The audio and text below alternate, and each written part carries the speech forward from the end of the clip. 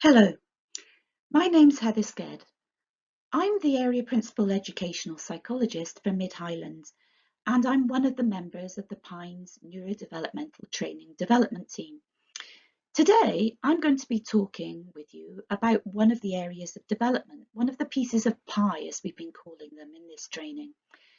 The area of development that I'm focusing on today is social development. Now, successful social interaction allows us to avoid or resolve conflict. It means we can work towards shared goals.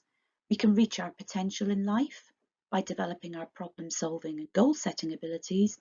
We can have successful relationships and we can live together in society peacefully.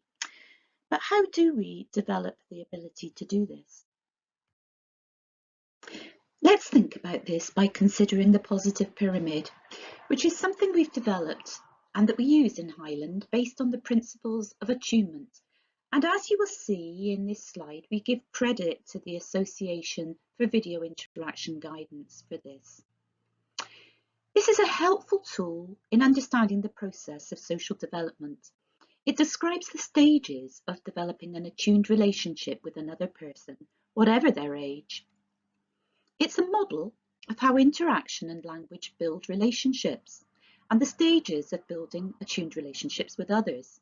It shows what we need to do ourselves on the left in grey and the impact of these actions on others on the right in blue.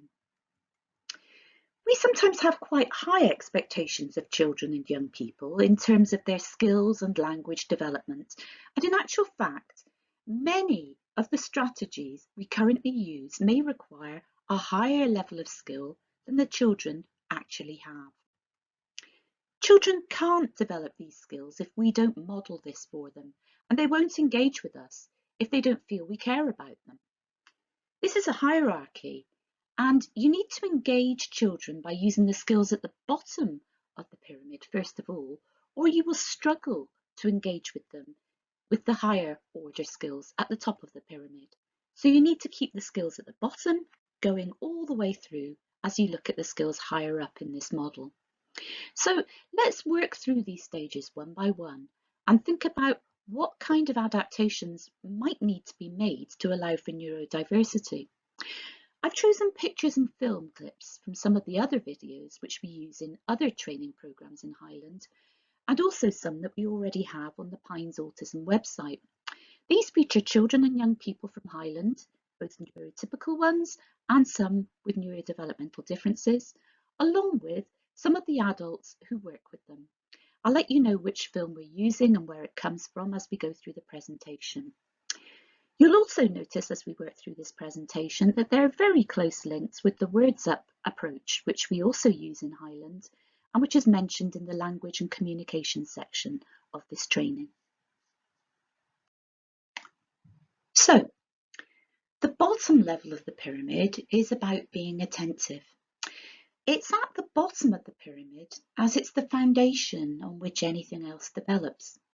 It needs to be in place before the other elements have any chance of success. Being at the bottom, it's also the biggest. It takes up the most space. To me, this is really significant. We need to do a lot of this. We need to keep returning to this. We need to make sure we are really being attentive to our children in our interactions with them in order to make them feel safe and loved. The first picture I've chosen shows a colleague of mine playing with her young daughter. It's taken from a film we use in video interaction guidance training.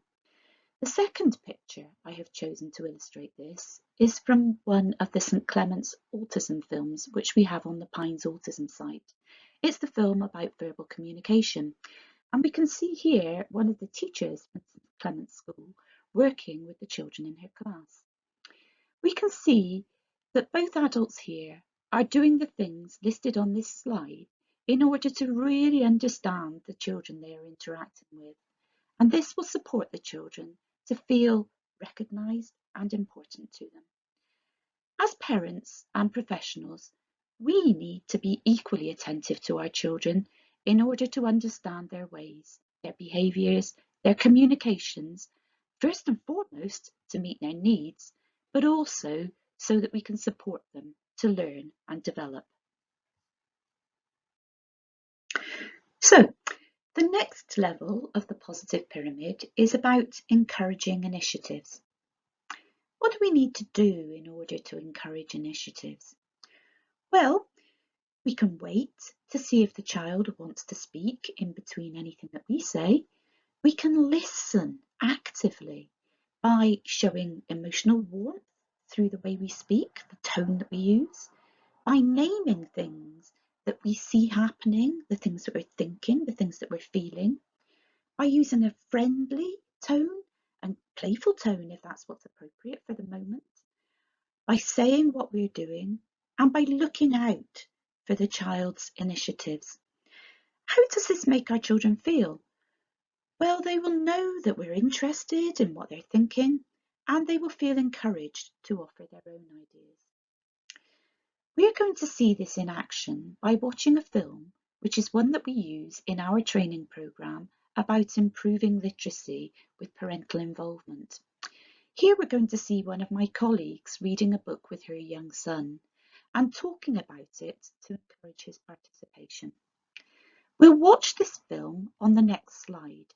So when you're ready, move on to the next slide and watch the film. And then when you've finished watching the film, move on again to the next slide after that. The next day, Mrs. Bell takes Ben to see Dr. Smalley. Which one's the doctor, do you think? Because he has an ear thing. He has an ear thing, doesn't he? What's he doing with the ear thing? Does he see if there's anything in it? See if there's anything in it that might be making it sore, do you think? Fantastic, well done. So let's have a think about what we saw happening there. We saw that she waits after speaking to her son to give him a chance to respond to her. She listens actively by looking towards her son with an encouraging and quite an expectant expression. She speaks warmly and with a playful intonation, and she also repeats parts of what he says, which encourages him to say more. This child knows that his mum is interested in what he's thinking and what he has to say, and we know this from his smile.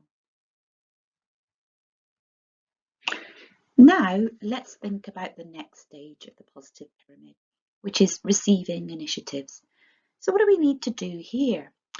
Well, this is about showing that we've heard what a child is trying to tell us, that we've noticed their initiative.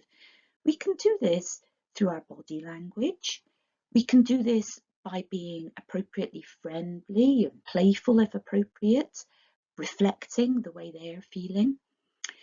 We can do this by returning eye contact, by smiling, by nodding in response to somebody.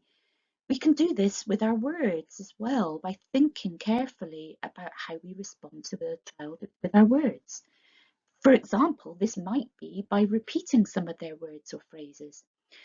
When we do this, this makes our children feel that they have been listened to, that we're interested in them and interested in what they have to say, and also that we have positive expectations of them.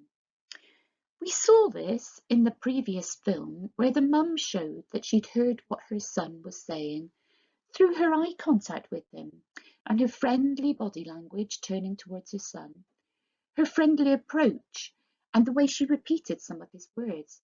He would have felt heard and that his mum was interested in him.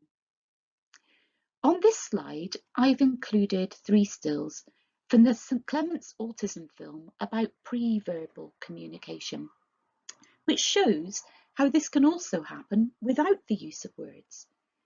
Here we can see in the top clip that this girl is playing on her own with a tea set. We can see this, if we choose to, as an initiative. She's playing on her own. She's doing something which we can choose to receive by joining with the girl. We see this in the second picture there, where the teacher shows that she has received the play initiative by joining in with the girl's play. We see this in the teacher's playful body language, in the way she engages in the same action that the girl takes herself.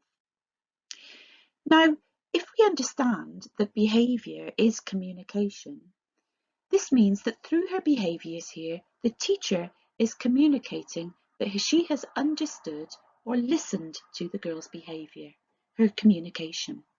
This girl will feel that her teacher is interested in her and has positive expectations of her. What we see next is that the teacher can then bring in a new initiative. We see this in the third picture. The play here is with a plastic bottle of sparkly liquid that the girl responds to. And in this way, we can see that we can build our relationships, build initiatives towards attuned interactions that we will discuss in the next slide. Well, with all these lower levels of the positive pyramid in place, we're able to have attuned interactions between the adult and the child. What do we see at this stage of the pyramid? What do we need to do? Well, we see the adult and the child giving and taking short turns with each other. We have a real sense of cooperation happening, of the adult and the child actually helping each other out with what's going on. We might well see the adult checking for understanding from the child, and we have a real sense of fun going on. If the adult does these things, this makes children feel engaged, it makes them enjoy the interaction with the adult, and there's a kind of feeling of equality about what's going on. Let's have a look back at our pictures that we've considered through the course of this presentation. What we can see is that this happens in a similar way with children of different ages and at different developmental stages, because it's all dependent on the adult attending to the child's behaviours and responding at the appropriate level and in an appropriate way. The teacher and the girl who we saw in the pictures in the last slide were demonstrating attuned interaction. There were short turns between them, they were cooperating with each other, and they were definitely having fun together. The mother and child we saw reading a book together are also enjoying attuned interactions. Again, there was that sense of giving and taking short turns, cooperating together. The mum was checking for understanding and they were having fun. Her son feels engaged in the process and is having fun with her. We get a sense of that too in the other pictures we've looked at in this presentation and which I've included again here. The mum and baby playing together, the teacher in the class, we can see the girl looking up at her and the teacher looking down. They're engaged in conversation together at this stage. To see more of this in action with children with neurodevelopmental differences specifically, I would encourage you to take a fresh look at the St. Clement's autism films on the Pines Autism site. And again here, we can see the stages of the positive pyramid in action here.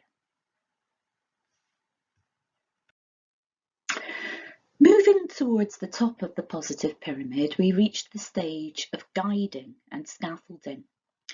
Now, this can sometimes feel hard to take the steps to do. Quite often, as educational psychologists, when we are asked to get involved in supporting families with children with neurodevelopmental differences, it can be at a stage when the children are feeling overwhelmed and not really coping. And then we find that a lot of our work is in helping people to be really attentive to what a youngster's behaviour is telling us, encouraging people to receive their initiatives and adapt the environment, the task, their communication, etc., to meet the child's needs, returning really to the things at the bottom of the positive pyramid. And I think it can be tempting if we once achieve a sense of peace again, where the youngster is coping without becoming overwhelmed, it can be tempting to almost stop there for a quiet life. But actually, for a child to learn to achieve their potential in their social development or actually in any other aspect of their development, we need to keep giving them just the right amount of additional challenge. In the context of an attuned relationship, such as we've seen here, to enable them to move on to the next stage of learning. And we need to give them repeated experiences of coping with just that right amount of additional challenge and moderate stress, so that they can come to learn that this level of stress and challenge is safe. This is when we're achieving resilience for our young people with neurodevelopmental differences. And this is what we mean by scaffolding, which is described here on the slide. It's that sense of doing things like extending and building on a child's response, judging just the right amount of support required and adjusting that accordingly. Giving information when they need it, but not if they don't need it. Providing help when they need it, but not if they don't. Offering choices that they can understand and making suggestions that they can follow. If we do this, our children feel open to learning and new ideas, and they feel appropriately supported and they're able to develop further. A very important thing for us to know and remember about scaffolding is that it will only be effective if the skills we are working on are within the child's zone of proximal development. As the diagram on the right shows, every child has their own level of understanding, activities that they can work through unaided. Children feel safe working on these activities, but then there are the activities that they can achieve and the skills that they can use if they have support. These skills and activities are within what we call the zone of proximal development.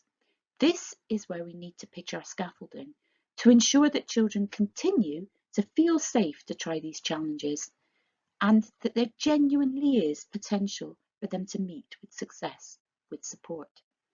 If we do this, gradually the skills become ones that children can use independently and their zone of proximal development develops further. If we do this, children also gradually learn that they can face challenges and overcome them, and this helps to develop their resilience. However, if we pitch our activities, even with scaffolding, beyond the child's reach, they just aren't going to have a chance of success. They'll feel downhearted and they may well give up trying. They may believe that challenges are insurmountable and that they cannot get through them.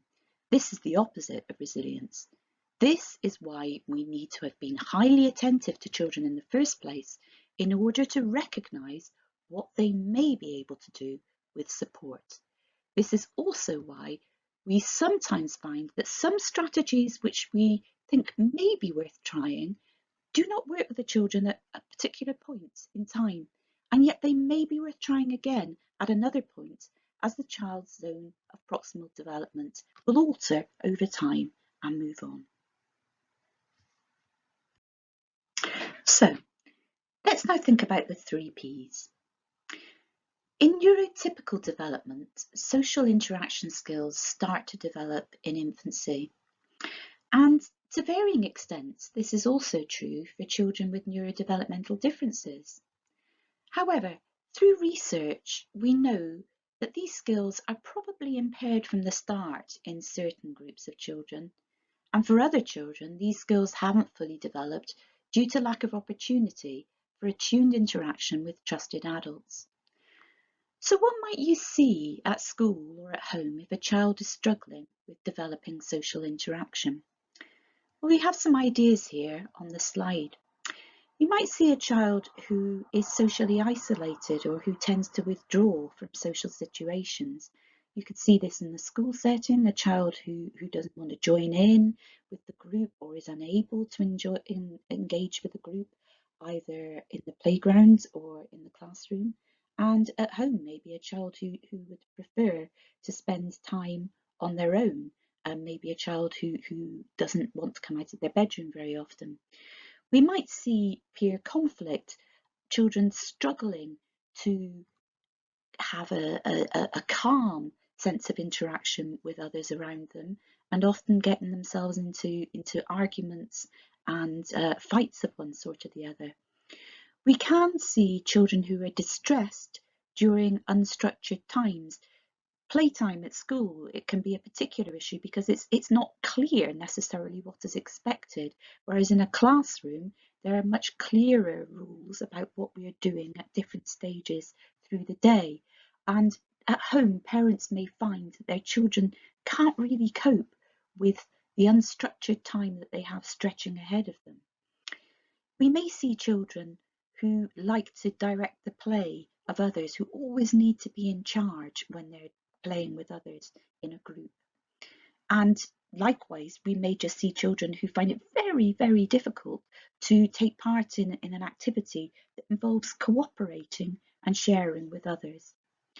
Sometimes we see children who find it much easier to play with younger children rather than with children of their age, or equally those who tend to seek out adults for interaction rather than spending time with others of their age.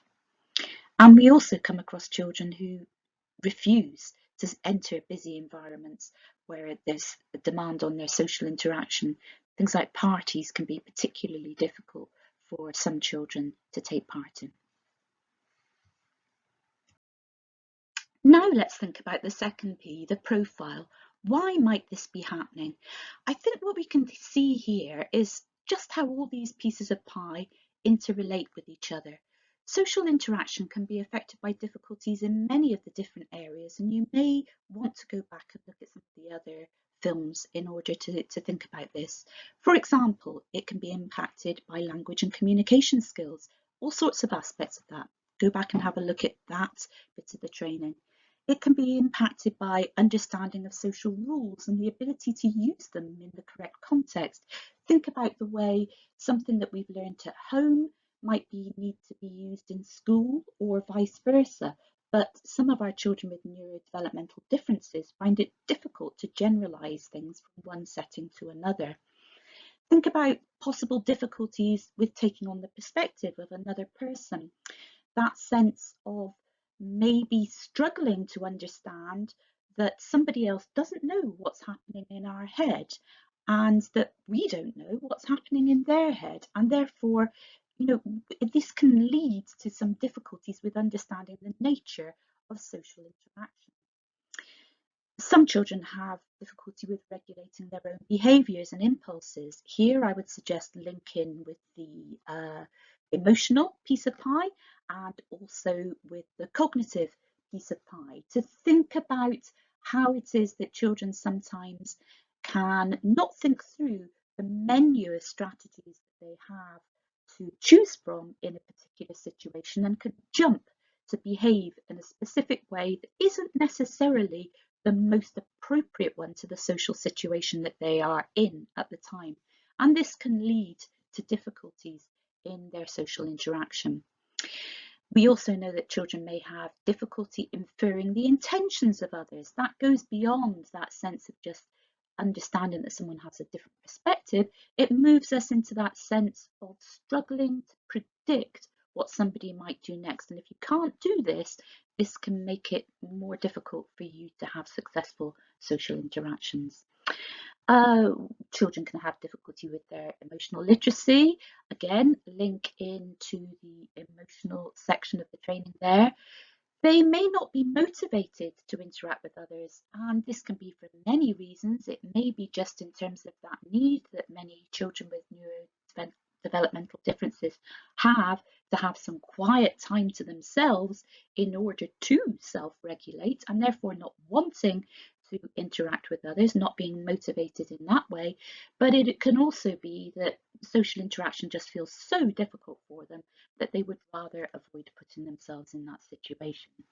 Many children have difficulties with joint attention. We know that, and we saw that in the films earlier in this presentation, where we saw that it helps for the adult to model joint attention, to join with the child in order to encourage that child to then join with them.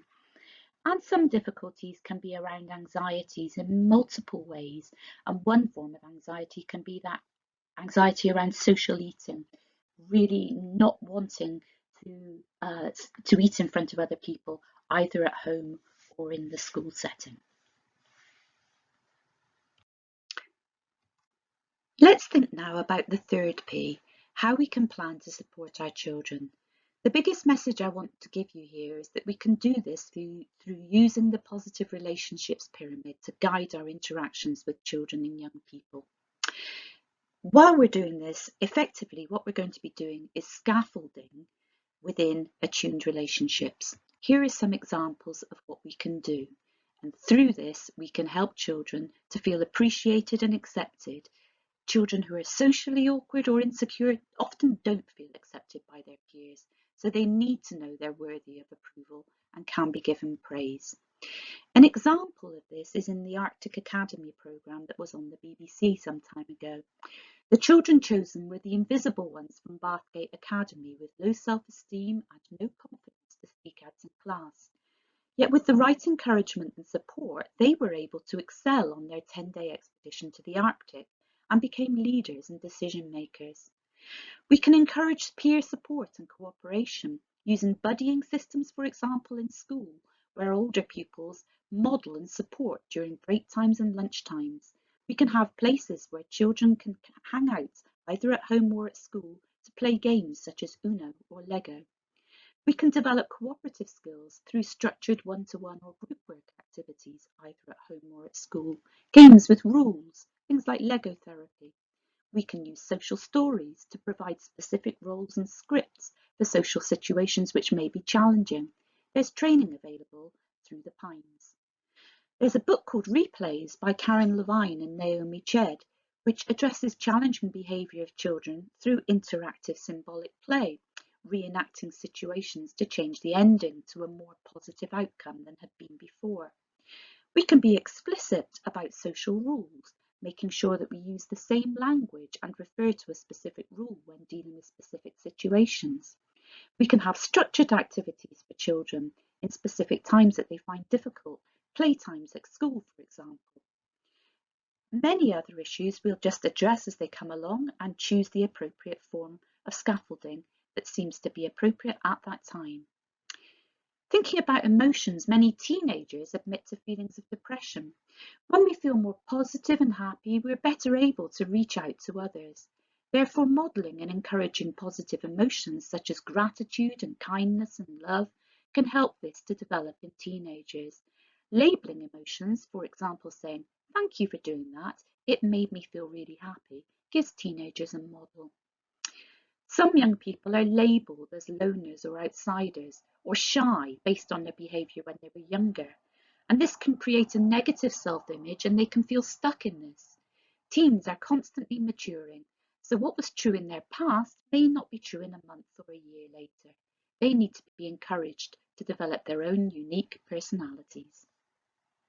So, we're approaching the end of this presentation now. And I'd like you to think, as you have with the other sections of the training, about whether there have been any light bulb moments for you during this section. Has there been anything that you thought, oh yes, that's very much like my child, or yeah, I think that might be something that I could try? I'd encourage you now to have a look at the 3Ps wheel grid sheet and maybe jot down things from your own ideas that you would like to consider at this stage. Think about the presentation in the child that you're thinking about and maybe jot some ideas around social development there. Think about why that might be happening in relation to social development and then make a plan. Use the sheet to make a plan and hopefully you'll find that helpful moving forward. So in conclusion, here are a few websites that you might like to look at for further information. I've included the Pines site so that you can find the films that I've talked about and shown during this presentation. I've included the AVIG site, the Association for Video Interaction Guidance, as it's an approach that I've talked about. It's where the positive pyramid comes from, the attunement principles, in case you'd like to find out more. We have various people trained in this approach in Highland. I've put the Highland Psychological Service website and the Highland Psychological Service blog there. Lots of information there. Practical ideas for things that you can try, where to go for further support there. And I've also included Bumps to Bairns, which is another great Highland site with lots and lots of practical ideas of things that you could try related to this area. Highland Literacy I've also included because you can find out more there if you choose to regarding Words Up, that I talked about at the beginning of the presentation, close links to the positive pyramid, and also improving literacy with parental involvement, which I've talked about a little through this presentation as well. Thank you very much for listening. I hope you found this helpful.